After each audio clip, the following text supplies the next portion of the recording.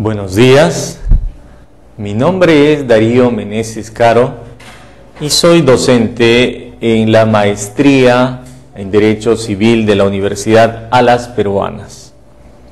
En esta ocasión voy a tener el gusto de dirigirme a ustedes tocando un tema que es realmente interesante, pero no solo interesante, sino muy debatido, muy discutido y desde hace ya mucho tiempo.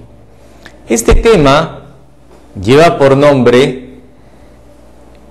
el abuso del derecho, que lo estudiamos en el curso de análisis y crítica del Código Civil vigente, ¿no? Es un curso que estamos llevando en la maestría en Derecho Civil. Como vemos en la diapositiva, el tema es el abuso del derecho. Veamos. El contenido que vamos a ver sucintamente es primero una introducción, los diversos criterios sobre el abuso del derecho, la configuración del abuso del derecho y las medidas para evitar el ejercicio abusivo del derecho. Bien. El artículo 2 del título preliminar del Código Civil nos dice lo siguiente: la ley no ampara el ejercicio ni la omisión abusivos de un derecho. Al demandar indemnización u otra pretensión, el interesado puede solicitar las medidas cautelares apropiadas para evitar o suprimir provisionalmente el abuso. Bien. Eso es lo que menciona el artículo 2 del título preliminar del Código Civil. Y como les dije anteriormente, este es un tema muy debatido ya desde el siglo XIX. Tenemos que tener en cuenta que en 1804 entró en vigencia el Código Civil francés o el Código Civil napoleónico. Y a partir de la vigencia de este código es que empieza el derecho civil moderno. Y se empieza a discutir una serie de temas de instituciones a raíz de este código que era bastante patrimonialista, ¿no? Estaba muy orientado hacia lo patrimonial. Y uno de los temas que más se debatía era justamente esto: ¿existe el abuso del derecho? ¿Se puede dar el abuso del derecho? Ojo, tenemos que tener en cuenta que hasta ahora, en pleno siglo XXI, año 2013, se sigue malinterpretando esta institución del derecho. Todavía seguimos, ¿no?, leyendo en algunos medios, periódicos, revistas, que hablan mucho acerca del abuso del derecho, pero no saben realmente qué es. Y desgraciadamente algunos operadores del derecho, algunos colegas, tampoco entienden qué cosa es el abuso del derecho. Vamos a decirlo de una forma bastante breve y muy clara. El abuso del derecho es cuando yo tengo un derecho, nada me lo impide, no hay ninguna norma, ninguna ley que me impida accionar mi derecho, pero ojo, acciono mi derecho, lo utilizo, pero no con un fin positivo para mí, para satisfacer alguna necesidad. No, utilizo mi derecho con un fin dañoso, con el fin de perjudicar a un tercero. Es decir, estoy accionando mi derecho, pero con el único objetivo de ocasionar un perjuicio a alguien. Eso es abuso de derecho. ¿Ya? Abuso de derecho no es lo que generalmente se piensa que es cuando un juez, ¿no?, en vez de darle la razón al que lo merece, se la da, ¿no?, a su amigo o algún conocido o algún recomendado. Ahí el juez está abusando del derecho. No, señores, eso no es abuso de derecho, porque el juez no tiene ningún derecho para hacer lo que le da la gana. Los magistrados tienen el deber de administrar justicia, y si no está administrando justicia correctamente, no está cumpliendo su deber. Otro ejemplo que también suelen dar, ¿no?, es Abuso de derecho es cuando un policía, abusando de su autoridad, ingresa a una casa sin ninguna orden ni flagrancia, simplemente porque quiere, pues de repente no, o entra a un sitio y pide algo para consumir y luego no quiere pagar, abusando de que es policía o una autoridad, o quizás pues alguien que trabaja en una municipalidad, un alcalde. ¿Esas situaciones son abuso de derecho? No, porque como lo dijimos anteriormente, el abuso de derecho es accionar un derecho que tenemos,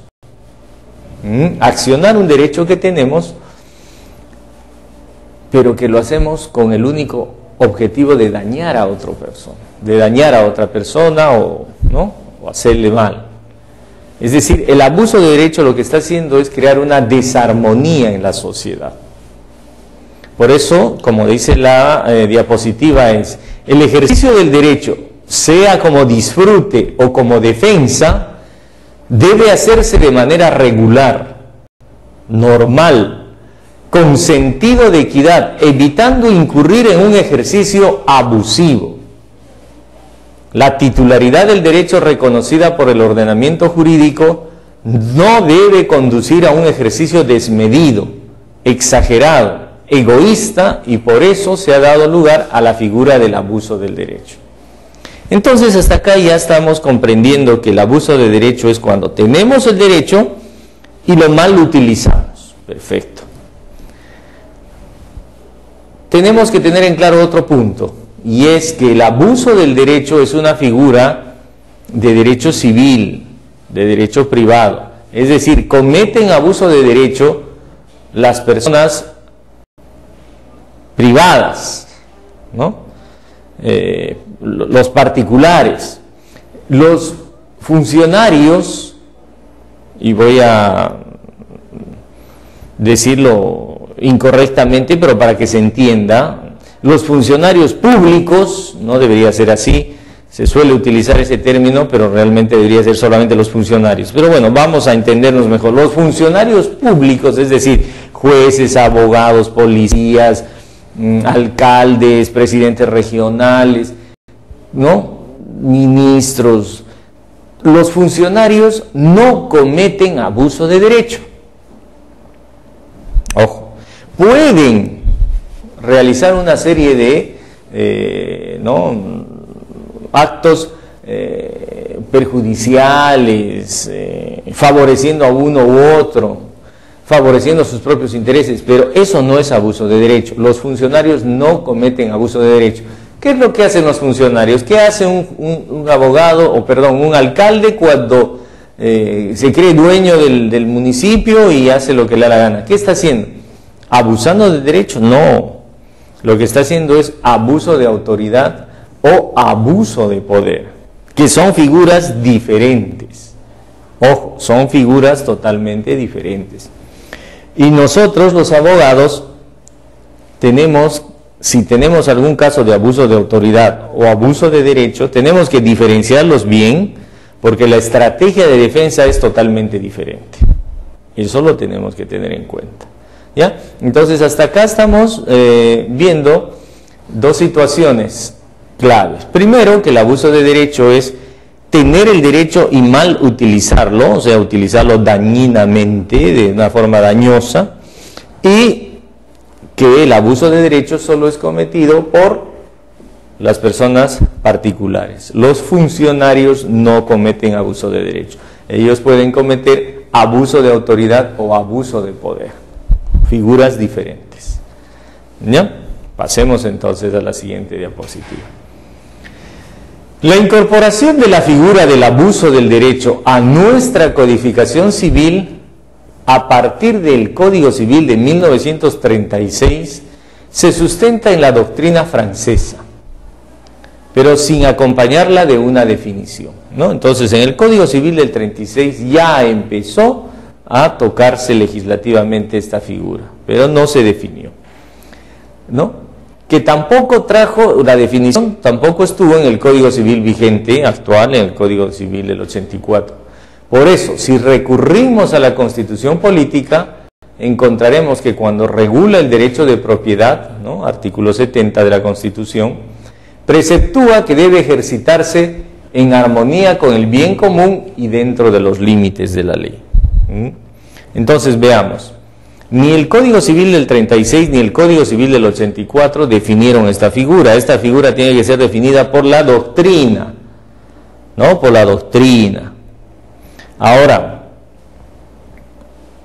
pero no por eso se deja de tocar también en la Constitución. Como decimos en el artículo 70, la propiedad debe ejercitarse en armonía con el bien común y dentro de los límites de la ley. Eso significa que no porque tengamos la propiedad de un bien, podemos hacer con este lo que nos dé la gana, así hagamos un daño a otros. Miren, de repente hasta ahora no se está entendiendo bien, pero con un ejemplo lo vamos a entender esto. Este es un ejemplo clásico, ¿no? Para entender bien el abuso de derecho. Veamos, existía en una zona rural, en el campo, existían dos predios en los cuales vivían dos vecinos, el señor A y el señor B. Estaban separados por una pared medianera, cada uno tenía su casa y su terreno al costado, perfecto. Solamente que estos dos señores no se podían ver, se odiaban, no eran buenos vecinos. Un día el señor B decide aumentar sus ingresos y construye en su terreno un lugar donde puede plantar determinadas flores, unas flores para venderlas a las florerías, ¿no? Lo que construye es un invernadero, ¿no? Como ustedes saben, un invernadero es como una casita de vidrio cerrada y que mantiene el calor de las plantas que no pueden vivir si no es con esa temperatura. Y bueno, el señor construye su invernadero y empieza a cultivar y a vender. El señor A se entera de esto y como no lo quería y lo odiaba, lo que hace es construir una chimenea enorme, pero orientada específicamente para que tapara el sol del invernadero. O sea, el sol no llegaba al invernadero por la sombra que hacía la chimenea. Y las plantas empezaron a morir, las flores empezaron a morir. El señor B demanda al señor A por abuso de derecho. Ojo, el abuso de derecho no es que uno dice, está cometiendo abuso de derecho. No, tiene que definir el abuso de derecho, ¿quién? El magistrado. Entonces demanda por abuso de derecho al señor A. El señor, mejor dicho, el magistrado se acerca a los predios para verificar si había o no abuso de derecho y si la construcción de la chimenea realmente configuraba abuso de derecho o no, ¿no? Para eso tenía que hacer una inspección el magistrado. Muy bien. El magistrado habla con el señor A y le dice, señor, ¿usted ha construido una chimenea en su terreno? Sí, dice, sí, ahí la pueden ver, es enorme la chimenea, yo la he construido. Nada me impide, no hay ninguna ley que me prohíba construir una chimenea, ninguna ley, ninguna ordenanza, nada, ahí está. Sí, podemos ver, ahí está la chimenea, muy bien, perfecto. ¿Y para qué la construyó? Yo la construí, dice, porque pretendo fabricar platos, ¿no? Cerámica. Voy a utilizar esa chimenea para un horno que voy a construir. Un pequeño horno para también tener un ingreso extra. Ah, interesante, ¿no? Sí, muy bien, perfecto. Pero uno de los asistentes del magistrado que estaba mirando, viendo alrededor, se le acerca y le dice, doctor, sí, ¿qué problema hay? Doctor, esa chimenea no es una chimenea. ¿Ah, no? No. ¿Y por qué no es? Si está la chimenea. No, doctor, le dice. No es una chimenea porque sencillamente no tiene el tiro. Es decir, el hueco que tienen las chimeneas por donde debe salir el humo no tenía. Era una chimenea sólida. ¿No? Era una chimenea sólida, o sea, no era una chimenea, pues, ¿verdad? ¿Se dan cuenta? Entonces, ahí se demostró que este vecino lo que construyó realmente no era una chimenea, y no pensaba él poner el horno para hacer sus platos, sus tazas, no. Lo que él quería era simplemente molestar y perjudicar a su vecino. Porque ¿quién construye una chimenea sin el tiro? No sirve para nada. ¿Eso qué es? Un obelisco, pero no es una chimenea. Entonces, ahí se pudo definir la mala intención que tenía el señor A al construir esa pseudo chimenea. No la estaba haciendo en beneficio de él, para construir su hornito. No. Lo estaba, accionó su derecho a construir la chimenea, una pseudo chimenea, con el único fin de perjudicar a su vecino. ¿Se dan cuenta? Entonces, eso es lo que es el abuso de derecho. Es decir, el señor A tenía todo el derecho de construir la chimenea en su terreno, sí. ¿Había alguna norma, una ley, una ordenanza que se lo impidiera? No. Pero hizo lo que hizo no con un fin positivo para él, sino para dañar a su vecino. Eso es abuso de derecho. Eso es abuso de derecho. Veamos algunos criterios sobre el abuso de derecho. Para Josserand, la intención de perjudicar tipifica el abuso del derecho y encuentra sus fundamentos en consideraciones de orden moral y social, agregando que si la conducta de la persona que ejercita un derecho existe un fin esencial y constantemente antisocial, representando el infortunio, el empobrecimiento de nuestro prójimo, destruyendo la paz social, el justo equilibrio que es la esencia del derecho, se habrá entonces configurado un auténtico abuso del derecho. Entonces, como vemos, ya Josserand, ¿no? Ya él hablaba de la intención de perjudicar, romper el justo equilibrio. El derecho no se ha creado para que las personas puedan hacer con él lo que les dé la gana. No. El derecho trata de mantener en armonía la paz social. Para Ripert George, que comenta la jurisprudencia francesa, el abuso del derecho se caracteriza por la inutilidad del acto en el que el daño es la única razón de la acción. La inutilidad, ¿no?, del acto en el que el daño es la única razón de la acción, como en el ejemplo. ¿Para qué servía una pseudo chimenea? Era inútil, no funcionaba como chimenea. Entonces, ¿cuál fue la única razón, ¿no?, de construir esa pseudo chimenea? Ocasionar un daño. Es decir, una persona hace uso de sus derechos, pero solo para el efecto de causar dificultades y entorpecimiento de sus adversarios. Y por último, ya un doctrinario de la casa, no un doctrinario peruano, el doctor Fernández Cesarego, agrega que se exige la producción de un daño como causal para que el juez proceda a fijar la correspondiente indemnización o para que se adopten las medidas que impidan la persistencia de un daño en acto. Como en este caso, se configuró un daño, se produjo un daño al construir esta pseudo chimenea, sí, porque la sombra estropeó totalmente la producción de flores en ese invernadero, ya le produjo un daño. Entonces el juez, por este motivo, podía fijar una reparación civil y aún mandar a destruir esa pseudo chimenea. Entonces, hasta este momento ya nos estamos haciendo una idea más clara de qué cosa es realmente el abuso del derecho, ¿verdad? Entonces, ya estamos bien encaminados. Veamos lo siguiente. Los siguientes elementos, ¿no?, configuran el abuso del derecho. Primer elemento es ejercicio de un derecho. El segundo, falta de toda utilidad para el titular de ese derecho. Tercer elemento, tiene que existir una intención nociva.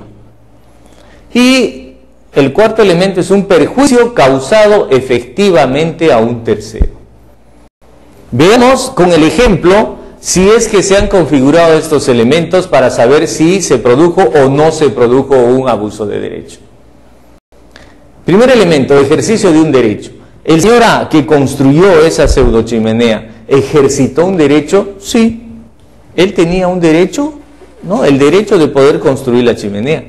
Si él hubiera realmente querido poner un horno y poner su fabriquita de cerámicos y esto, y esa chimenea hubiera perjudicado al señor B, no hubiera sido abuso de derecho, simplemente se le hubiera tenido que decir al señor B que dentro de su terreno cambie el lugar del invernadero. Porque el señor A no estaba construyendo la pseudo chimenea para perjudicarlo. Si es que realmente hubiera sido una chimenea y la intención hubiera sido poner un horno. Pero como vemos, ¿ejerció un derecho? Sí, hasta ahí ningún problema. Segundo elemento, falta de toda utilidad para el titular de ese derecho. ¿Esa pseudo chimenea era útil al señor A? No, no podía ser útil porque no servía como chimenea, no tenía tiro, no era chimenea. Como les digo, podía ser hasta un obelisco si quieren, pero chimenea no era. Entonces no tenía utilidad. Se comprobó que esa chimenea no era útil para el que la construyó.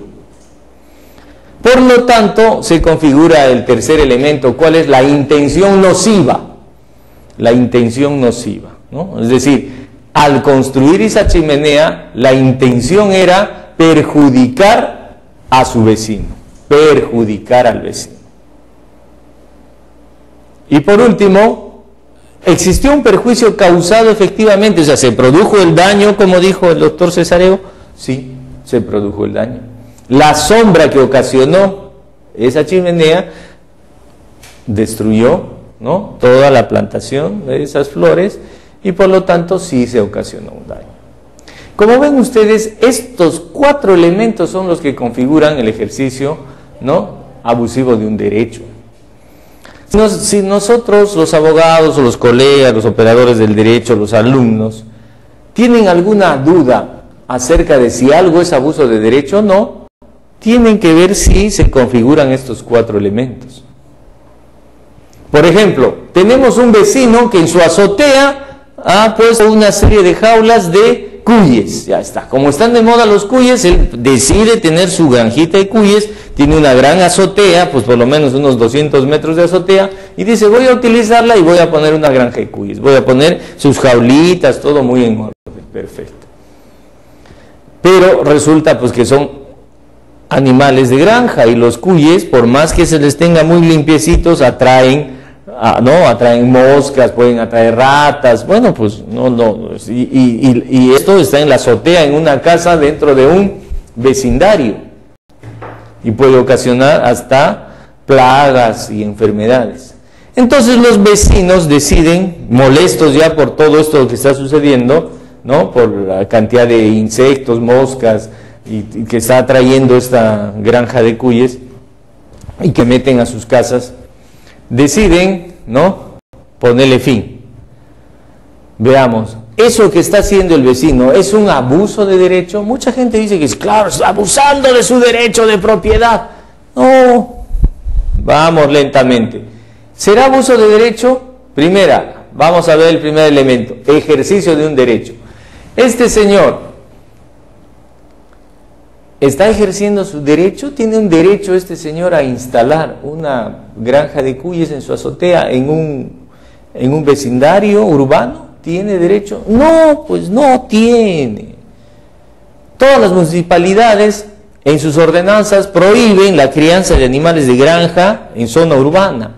Y no solo eso, ya, por más que sea una municipalidad que no lo tenga, el Código Sanitario prohíbe pues tener, ¿no?, una cantidad de animales en una zona urbana, justamente porque puede crear una serie de problemas a los vecinos. Si uno vive en el campo o vive pues con el vecino más cercano, está a 1 kilómetro, puedes tener lo que quieras, pero en zona urbana no. Entonces, ¿está ejercitando un derecho? No, ya ahí se acaba. Con eso nomás ya podemos saber que ese señor no está abusando de derechos. Entonces, ¿cuál va a ser la forma de evitar que ese señor siga manteniendo a los cuyes? esa es otra estrategia. Nos quejaremos a la municipalidad, interponemos una demanda de daños y perjuicios, pero lo que no podemos hacer es demandarlo por abuso de derecho, porque esa demanda sería improcedente, porque el señor no está abusando de derecho, porque no lo tiene. Puede ser el dueño de la azotea, pero eso no le da a él el derecho de poner una granja. Entonces no es abuso de derecho. ¿Se dan cuenta? Para saber si algo es abuso de derecho, si una situación es abuso, se configura como abuso de derecho, tenemos que verificar estos 4 elementos. Si verificamos estos 4 elementos, pues, ¿no?, se puede señalar que el abuso de derecho viene a ser el ejercicio de un derecho sin utilidad para su titular, con un fin exclusivamente dañoso. Medidas para evitar el ejercicio abusivo del derecho. El interesado, o sea, quien padece el abuso, puede exigir medidas cautelares preventivas necesarias para evitar o eliminar el abuso, ¿no? El abuso. En cualquiera de los casos procederá la reparación civil por daños. No se olviden, se tiene que presentar una demanda por abuso de derecho. No es que yo lo diga, abusa de derecho y se acabó. No, tiene que presentarse la demanda. El Código Procesal Civil, dentro de las medidas cautelares, específicamente a través del artículo 685, faculta al juez dictar las medidas indispensables para evitar la consumación de un perjuicio irreparable, ¿no? Entonces, el proceso ya está visto en el Código Procesal Civil.